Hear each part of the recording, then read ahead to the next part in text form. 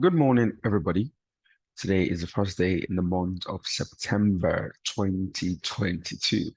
My name is Heritage Adisa, Markets Analyst at HFM Nigeria. And as always, we'll check through the markets, find out what the overall sentiment is, if it provides opportunities, and then how we can take advantage of it. But please remember that this is just the communication material.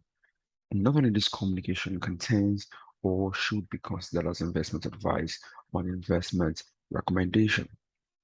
Users acknowledge that investment in FX and CFD products is characterized by a certain degree of uncertainty, and that any investment of this nature involves a high level of risk for which users are solely responsible and liable. Now, what we have this morning in terms of the overall environment is still the same old, negative environment in the market, still the same old themes driving asset prices, and it's still what we have as well in this new day. Now, I had this written down earlier, and I said new month, but we have the same old market themes, right? It's a new month, but the same old market themes such as high inflation, um, central banks being on the hawkish side, looking to tighten monetary policies and hike interest rates, global economic slowdown, and even rising COVID cases continue to be the negative environment, be a negative factor that weighs on market sentiment. Now, you look at the equity side, mostly a low across board in negative territory. Although most of that downside was really earlier in the day when we had some Chinese data, but so far over the last couple of minutes and hours, it's just been just very, very slow movement. You're going to look at that in a moment. So that's pay attention to. Um, Commodity prices are also generally low across board, right? Oil prices also fell yesterday as well. After that, there was also more insinuation that there will be more supply of oil based on the agreement between the US and Iran in terms of the nuclear deal. So there's also that as well. Negative commodity prices, down commodity prices also highlights the negative environment that we have in the market. Although bond yields are higher, and the reason why they are higher is mostly central bank hawkishness. Even the ECB are now turning more hawkish, with markets calling for a 75 basis points hike by the European Central Bank in their next meeting. So there's that to pay attention to. And then measures of volatility are higher as well in today's session. Now, in terms of the stories, we had data points from China earlier in the day where manufacturing PMI, fell below market expectation and even into contractionary territory now below 50, the 50 average benchmark, level. So clearly that basically highlights some of the economic effects of the strong lockdowns that we've seen in China, right?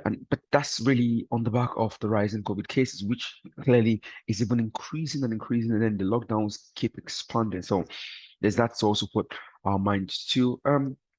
That in itself is a negative of market because it also, weighs on, the global market sentiment, increases global growth concerns, and that's also one to also pay attention to. Apart from that, we also had data points for Switzerland. This time around was inflation numbers, and it came out really hot, higher than market expected, both on the month-over-month basis and a year-over-year basis. Now, the S&P hiked interest rate very surprisingly in the last meeting, right? And this one too is likely that if we keep getting inflation numbers like this, they would also keep hiking to try and get, the economy back, get inflation back under control. So that in itself pushes CHF to the top of the majors.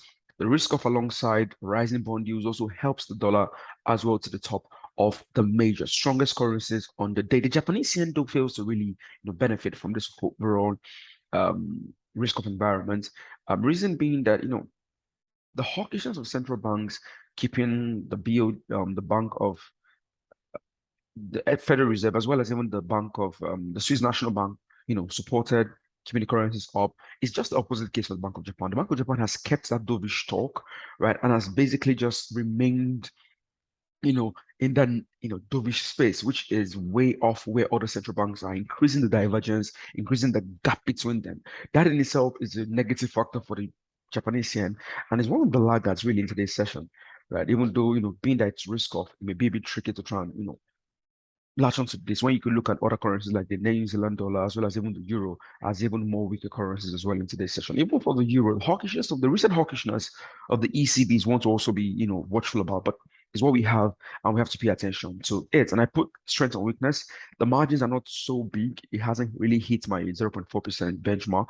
So there's one I'm paying attention to as well. But in terms of the pairs, I looked at the strength and weakness, and then not all of them look interesting. But NZD USD is one I want to pay attention to, and we'll look at it now in a moment, right? And before we do that, let's just clear this out. All right. Now, before we do, let's just look at the equity space and just show you what I'm talking about on the equity side of things. All right.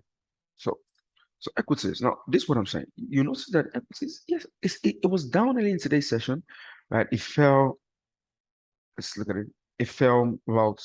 It's down about 0.85% today's session, but you notice that the most of the downside was really earlier in the day, early is to start the month, start the day, and then mostly we've really had more like a flat, development really since then, right? I mean, that basically tells you how much prices are really moving, and it's one to just be very cautious about. And it's mostly on the US equity side where we're seeing that flat environment really since the initial drop to the downside. So it's risk off, yes, the negatives remain, but it's a bit tricky to try and latch onto with so much conviction. But it's one I want to just call our attention to as well. And then even on the commodity side, we also have oil prices, falling low yesterday. Yesterday we looked at selling this particular instrument yesterday, right? Let's just see. It wasn't on the video, but during the training session we talked about it where we said, with Iran also agreeing the deal, right?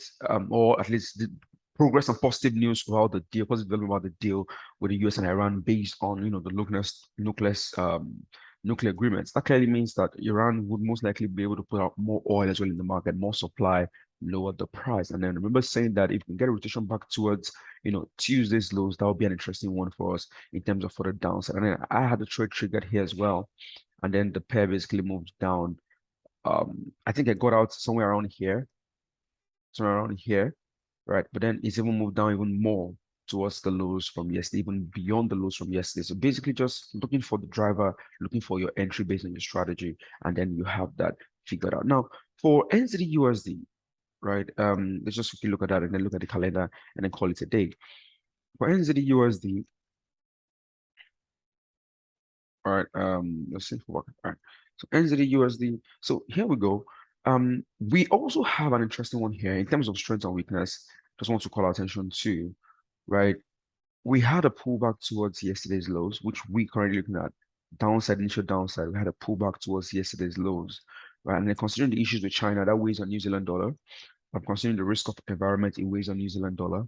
The dollar is strengthened by the risk of, also strengthened by rising bond yields as well as hawkishness, right? So all of that is still a positive for a negative for this particular pair. And now we rotate that back towards these levels.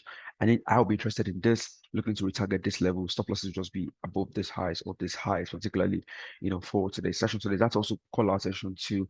But like I said, it's looking ahead, we have the US ISM manufacturing PMIs, right? Apart from that, we also have Bostic as well on the wires, and I'm expecting him to also remain on the hawkish tones. But then NFE comes in tomorrow, and then it's very possible the markets may lay in wait for the crucial jobs data. So looking at the way equities are trading very flat, I think it's one to just say a bit more patient and wait out for the NFP. So I mean, that's one to pay attention to. But on the calendar, like I was saying, that's really the basic ones on the calendar. Today is just ISM manufacturing for the US, as well as Bostik. Bostik also available on the wires as well. So that's it for now. Tomorrow will be more interesting in terms of the job numbers, but for now, that's really what we have. So thank you very much. Do enjoy the rest of the trading session. Goodbye for now.